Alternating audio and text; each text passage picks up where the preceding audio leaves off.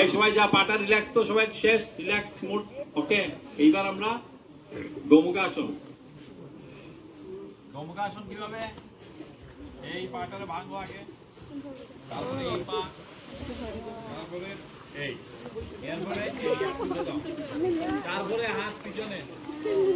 এইবার আমাদের সামনে দেখছেন এই পজিশনে ধরতে লাগবো। সোজা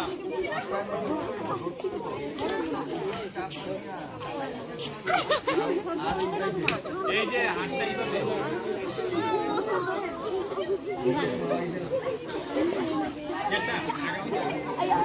কাউন্সিলিং সেন্টার, এটা আমরা সেন্টারটা কই আছে আমাদের স্কুলে আমরা বানাইছি, ঠিক আছে? Career counselling centre with reuse of unused material training. তোমরা একটা ট্রেনিং করতে আসছে, কিটা ট্রেনিং? যাতে আমরা বাড়ি করে অনেক জিনিস আছে ফালাই দেই, কোনো কাজে না, মন গুলিয়া ফালাই দিই, এটা ফালাই দিই, ওটা ফালাই দিই।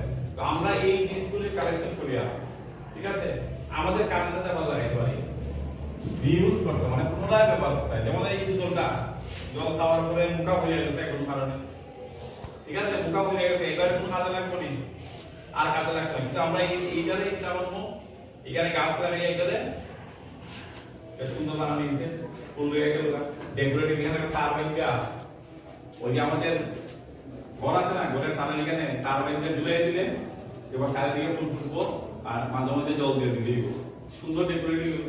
এইটাই আমরা বলছি যে রিইউজেস অফ আনইউজড ম্যাটেরিয়াল, ঠিক আছে? আমরা অ্যাক্টিভিটি করতে দেখতে চাইছি, ঠিক আছে? এবার দেখো আমরা বাড়ি করে সবাই সেটা ব্যবহার করি, মোজা ব্যবহার করি, ঠিক আছে? দেখছো নি, দেখলে এটা মোজা আনইউজড মানে কি? যেমন এইগুলা ইন্ডাস্ট্রি কেসে গিয়ে মানে নষ্ট, যেমন আমরা কিন্তু আমার মোজারে বাইকটা ছিঁড়ে গেল, কি করবো? ফলাই দিব না, এটা ফলাই দিব না, কিনা আমরা সবাই ধর মোজা ছিঁড়ে গেছে, আমরা এটারে ফলাই দিব। কিন্তু আমরা বলতেছি না, এই মোজাটা কাজে লাগাই আমরা অনেক কাজ করতে পারবো। আমার হাতটা শিখবো কিভাবে, দেখো এটা দিয়ে আমি হাতে ঢুকাই দিই, যেগুলো কাজ করার সময়, দেখো কাজ করার সময় হাতে ঢুকাই দিলাম। এবার তো কোনো বাড়ি ঘরে গ্রিল আছে, পরিষ্কার করতে হয়, ধরো এই জানালাটা, ঠিক আছে? আমরা একটু একটু উদাহরণ দিই, এই যে কর্নার, দেখছো এইভাবে আমরা পরিষ্কারের ক্ষেত্রে আমি ব্যবহার করি গ্রিলের আঙুল ডুবে পরিষ্কার করলাম, কিংবা টেবিলের এই কোণাটা পরিষ্কার আসতে এই তুলে আনলে ময়লাটা লাগিয়ে গেল। এইটা কিন্তু আমার মোজাটা, কিন্তু আমার যে মোজা বারবার মানে পায়ে ব্যবহার করতাম, কিন্তু এটা যদি যত্ন রাখি, দয়া দুই একটু এটা দিলাম, আমার মতো এটা দিয়া আমরা অনেক কাজ করতাম। রিইউজ যেটা টপিক আছে, হাতটা সেম হইলো। তুমি অনেক সময় আমি টেবিলটা এই যে পরিষ্কার করতে গেলাম, কোন কারণে আমার হাতে ফাটা করতে পারে, এটা থাকে যদি সেভ হয়ে গেল, এবং এটা আমার এটা আমার মানে এটা আমি এরকম ফেলে দিতাম, কিন্তু আমি কাজে লাগে না।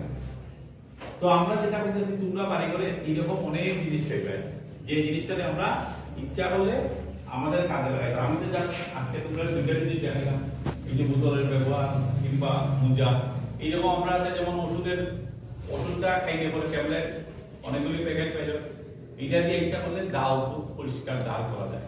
আমাদের বাড়ি করে দা আছে, তো বাস টাস কাটিয়ে দিই দা, তারপর আমি এটা ব্যবহার করি, সেটা আরেকদিন তোমরা দেখা যাবে কিভাবে বাড়ি করে দাটা রাখা বা কোনো জোগাড় করতে কোনো জায়গা, এটা দিয়ে পরিষ্কার করতে পারি।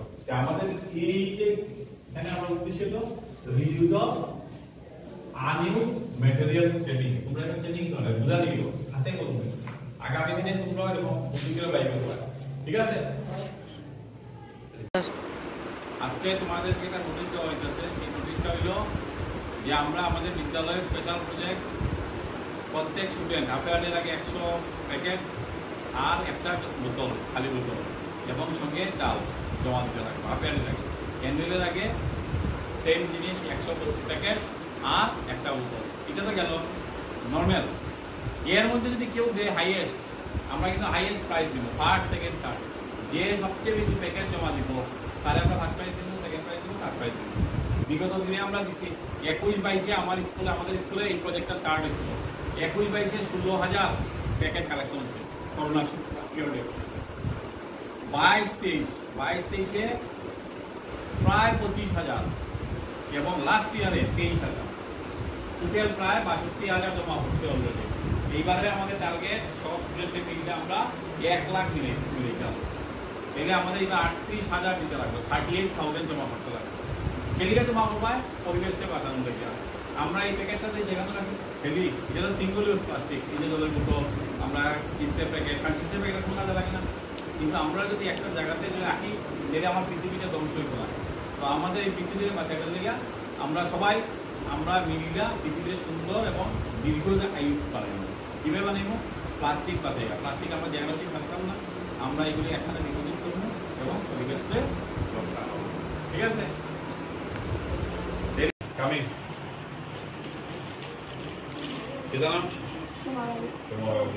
কত আছে প্লাস্টিক হবে? 100। আর বোতল একটা না? আচ্ছা চাল আনছেন? ঠিক আছে।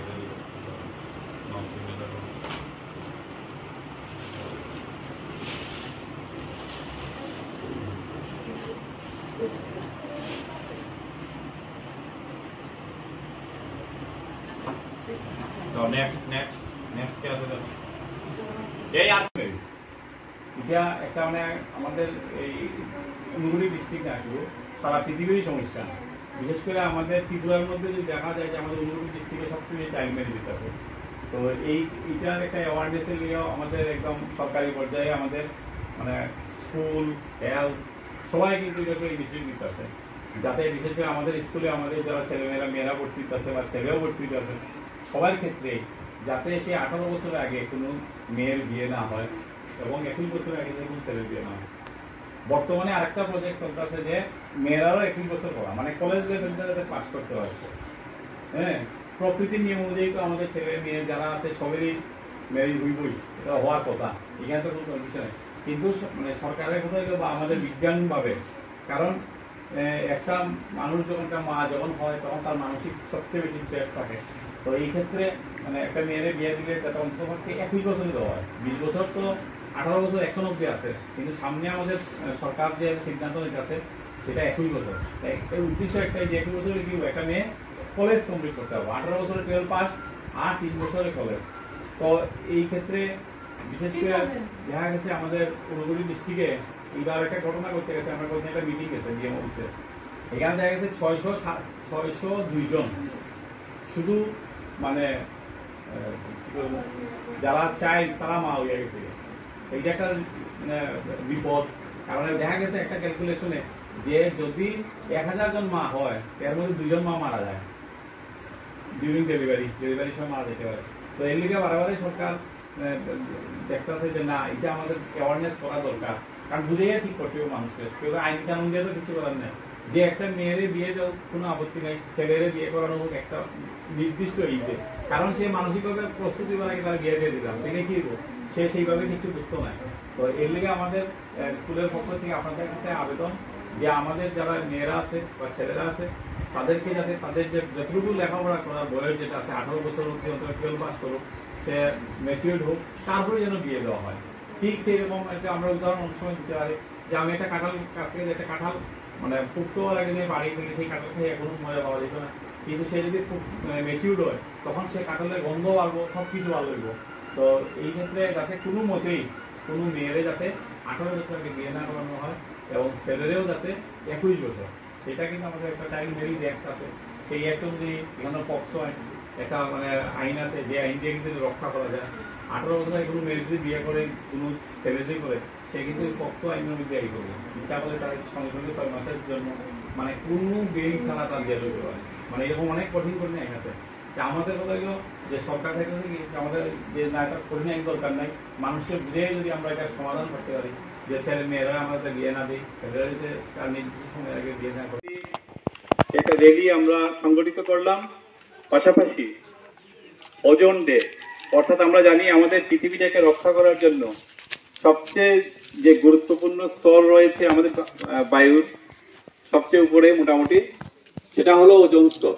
তো সেই বিষয়ে আমরা একটা র্যালি করেছি এবং এই এলাকার যারা নাগরিকবৃন্দ যারা রয়েছেন তাদের সবাইকে আমাদের বিদ্যালয়ের পক্ষ থেকে শুভেচ্ছা অভিনন্দন জানাচ্ছি। আমরা জানি যে মাদক এমন একটা বিষয় যে বিষয়টা প্রথম দিকে আমরা কৌতূহল বসে, বিশেষ করে যারা 7, 8, 9, 10, 11, 12 এর ছেলেমেয়েরা কৌতূহলের বসে তারা প্রথম একটু একটু করে, বিশেষ করে আমরা তামাক যেগুলি রয়েছে, বাড়িঘরের যেগুলি রয়েছে, সেগুলি আমরা অল্প স্বল্প প্রথমে ব্যবহার করি, একটু নেশার মতো হয়ে যায়, ভালো লাগে। পরবর্তী সময়ে আরো বিভিন্ন ধরনের নেশা যেগুলি রয়েছে, সেই নেশায় তারা আক্রান্ত হয় এবং তাদের জীবনটা দুর্বিষহ হয়ে ওঠে। তো আমাদের অনুরোধ, আমরা যারা গার্জিয়ানরা রয়েছি, আমরা যারা ছাত্রছাত্রী রয়েছি, আমরা সচেতন হতে চাই এবং এটা আমরা সর্বসাধারণের অবগতির জন্য জানানো যাচ্ছে যে এই বছর অর্থাৎ 2023 বেলকুমবাড়ি ইংলিশ মিডিয়াম হায়ার সেকেন্ডারি স্কুলে ক্লাস 1 থেকে 6 অবধি ইংরেজি মাধ্যমে ভর্তি চলিতেছে এবং 7 থেকে 9 অবধি বাংলা মিডিয়ামে ভর্তি চলিতেছে। সকল অভিভাবকদের জানানো যাচ্ছে যে আগামী 20 এপ্রিল 2023 তারিখের মধ্যে বেলকুমবাড়ি ইংলিশ মিডিয়াম হায়ার সেকেন্ডারি স্কুলে এসে প্রয়োজনীয় নথিপত্র সহ অর্থাৎ স্টুডেন্টের প্রগ্রেস রিপোর্ট, টিসি, আধার কার্ড, ব্যাংক কার্ড এবং রেশন কার্ড সহ যোগাযোগ করার জন্য আমরা স্পট অ্যাডমিশন দিতে ইচ্ছুক। আপনারা অতি সত্বর আমাদের বিদ্যালয়ে এসে যোগাযোগ করুন। ধন্যবাদ সবাইকে।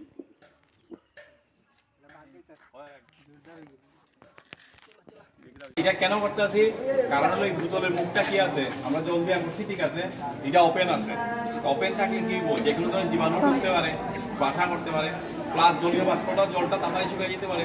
এর লিগে আমরা এটা বানাইছি, এইভাবে আমরা ইয়ে কইরা তারপরে এটা দিয়া এইভাবে দেখা দিব। তাহলে কি হলো, আমাদের এখানে ডেঙ্গু মশা বা ম্যালেরিয়ার মশা, কোনো মশাও ডিম পারতে পারতো না। এগুলো আমরা কারণ বুঝছেন, এটা প্রোটেকশন, যাতে আমার এই জলের মধ্যে কোনো ধরনের মশা তার বংশ বিস্তার যাতে না করতে পারে, এটার লিগে আমরা এই ঢাকনা দিতে পারি।